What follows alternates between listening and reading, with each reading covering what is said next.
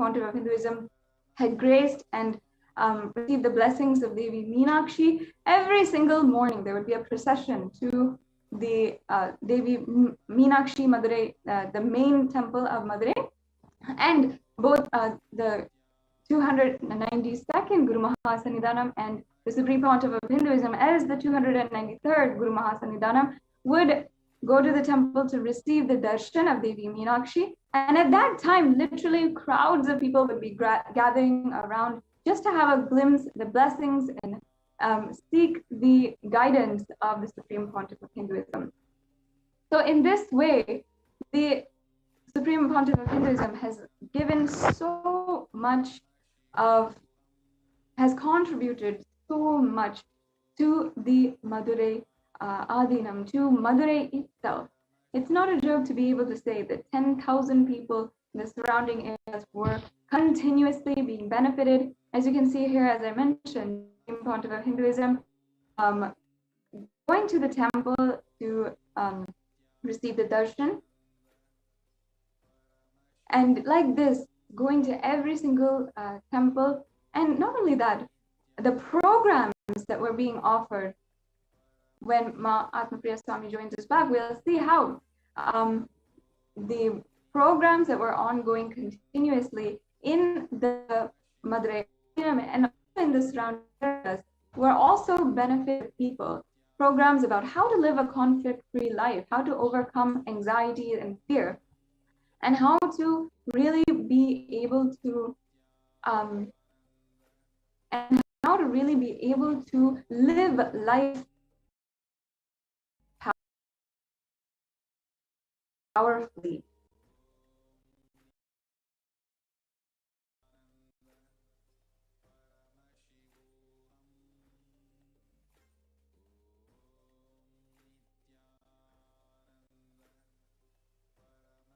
So as you can see, the Supreme Pontiff of Hinduism, along with the temple administrators, the leaders of the community who are also discussing and speaking about the activities, the social, spiritual activities that are going on in the temple, the benefits that is reaching the people, and so many other issues that are concerning the temple, including the regular attendance and the regular treatment and of the pujacharyas, the worship, the rituals, everything. The Supreme Pontiff of Hinduism would be consulted for his guidance by the temple administrators and the leaders of the surrounding area.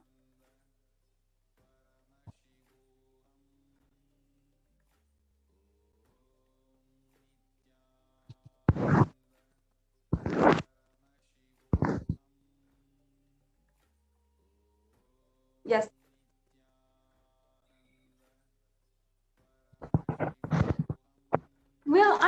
We'll be understanding next.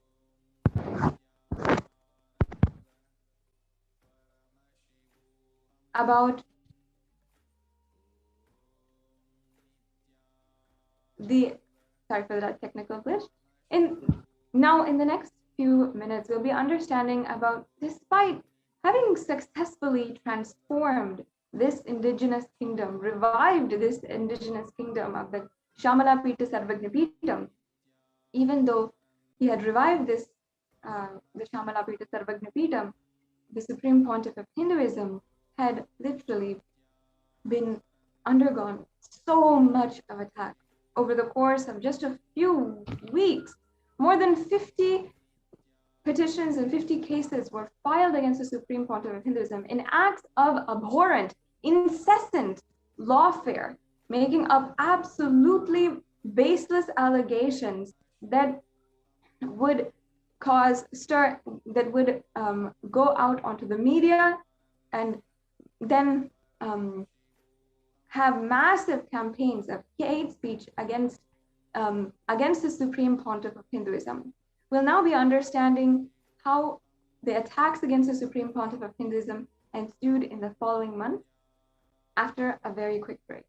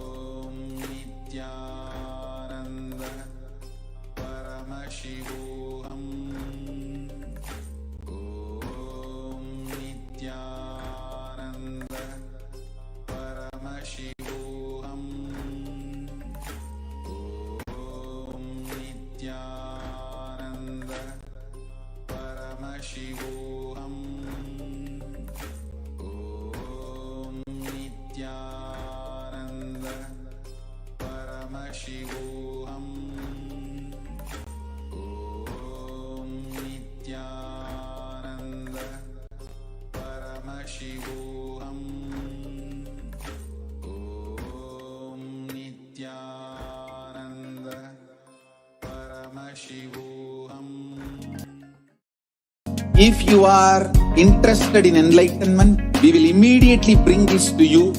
If you are not interested, we will explain the whole science, inspire you and make you interested in enlightenment science.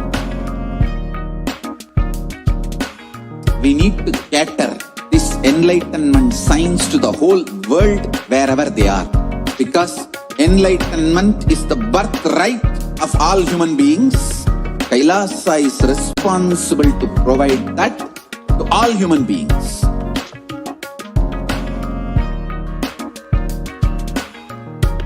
Kailasa is the totality of the knowledge I received from my gurus and practice manifested in my life, perfected by teaching millions of people from all cultures, time zones, backgrounds, genders, nationality, race, from every creed.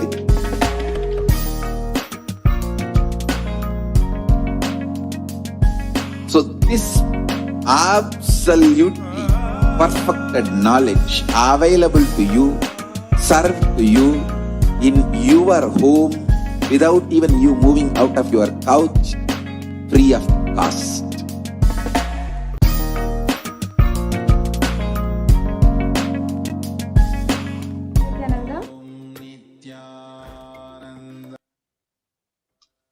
Yes, Nityananda.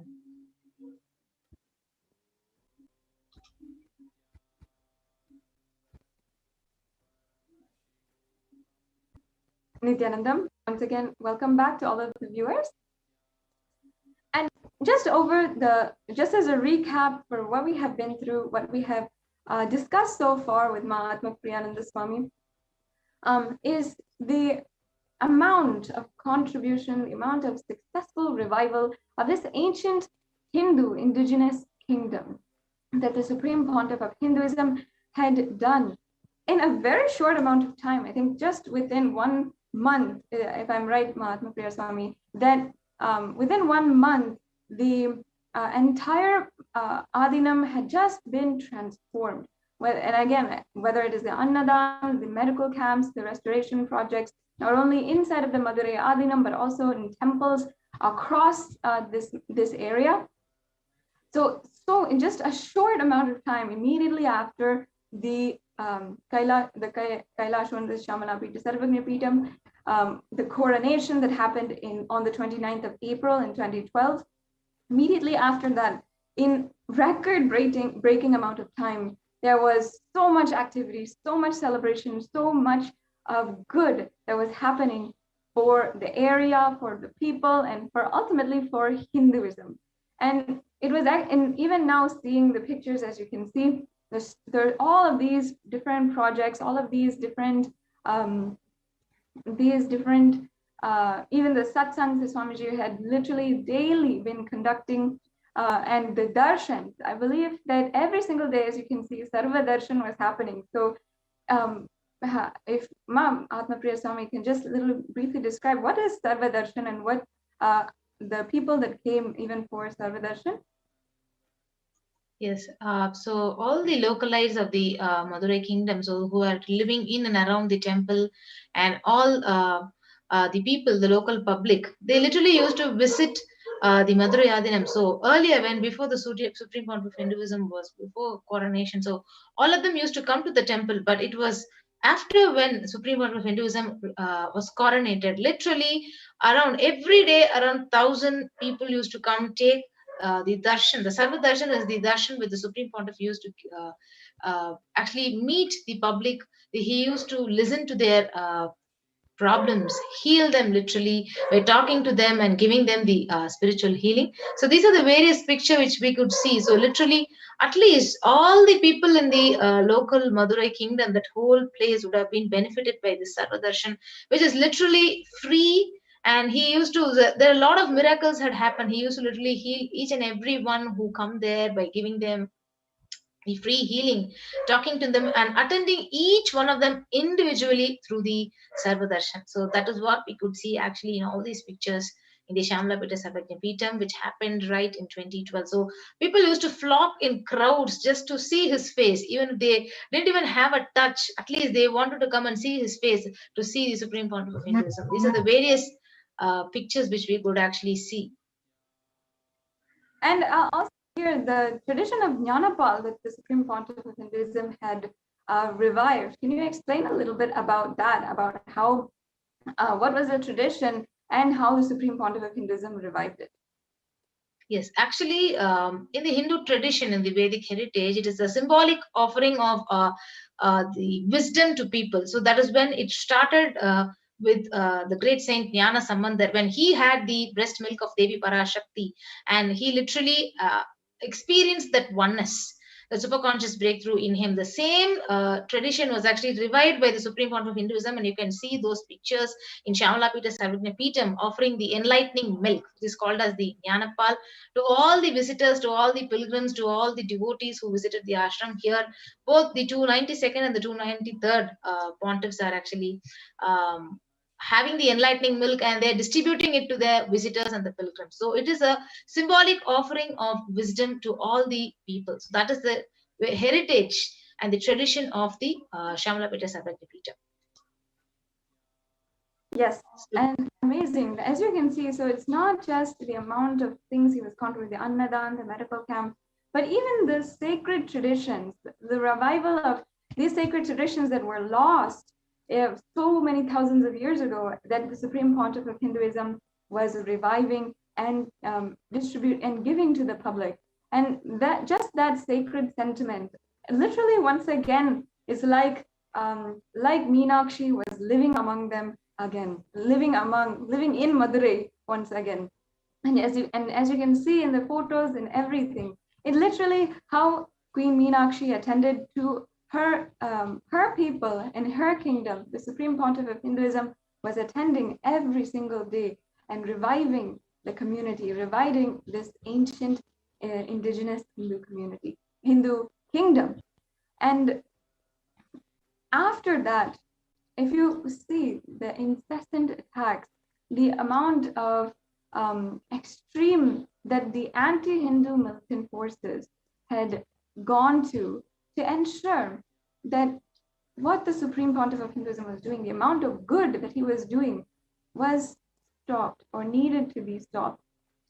And even though today we can say that the Supreme Pontiff of Hinduism has now started again the amount of contributions that he's doing in an absolutely new breakthrough way. No, at that time in 2012, there was an onslaught of attacks against the Supreme Pontiff of Hinduism by anti-Hindu militant forces that had really been invested in ensuring the Supreme Pontiff of Hinduism needed to be eliminated. First, many of them had been had started lawfare that which are basically false cases that would try to gain the public opinion on the against the appointment of the Supreme Pontiff of Hinduism as the 293rd Guru Mahasannidhanam. So in so many different ways, they're literally making up lies, making up just out of thin air, making up lies about what's going on inside of the Adinam, portraying that using the media, which they own, the anti-Hindu forces own the media, using the media in order to portray that to the public and to illegally move their lawfare cases against the Supreme Pontiff of Hinduism. So, Atmapriya Swami, if you can just brief us on a little bit about what were the lawfares, the cases that were filed against the Supreme Pontiff of Hinduism that were absolutely baseless, that allegations were just so atrocious. If you can share your insider point of view on that and share that with the viewers, please. Yes, so actually, you could see here, after the coronation of the Supreme Pontiff of Hinduism, around the Hindu leaders from more than 53 organizations, they had actually pledged their support to the Supreme Pontiff as the 293rd Pontiff. But on the 10th of May 2012, so if you see, a false case, a lawfare was actually filed by an unknown, anti-Hindu militant, who actually he filed a case that the appointment of the Supreme Pontiff of Hinduism as the 293rd Pontiff is illegal. So that was the first illegal attack which started. So it continued on the 12th of May 2012, where you can see a false complaint claimed to have visited the Madurai Adinam on the night of 12th May, that he was served holy water spiked with intoxicants, and that he has reached an inebriated state, and in front of him his divine holiness and several women were in compromising position on beds made of white tiger skins and elephant tusks. So this is what is the most stupidest of the case which was filed, because I was a witness and I was an inmate there, right in Madurai Adinam, doing all these services. So this was a brutal false case which was filed against, stating that women, like all the women, are dressed inappropriately inside there, and they are seen in compromising position on the beds with men, and there is a tiger skin and elephant tusk there in the Adinam, and women are doing prostitution. And one of the guys called Sole Kannan, he said he had seen all these things happening right in front of his eyes there inside the Adinam. So this was the atrocious attack, especially saying calling all the sannyasis by names as prostitutes. So that was the attack on the women, like especially even myself and so many other sannyasis who were there were personally attacked by this false complaint on the Madurai Adinam, where literally day in and day out, all the sannyasis were serving thousands and thousands of people through Annadam and through medical camps, and as we had seen all the pictures, and every activity which we do was directly contributing to the public, at large. So this was the false complaint on the 12th of May 2012, and on the 26th of May 2012.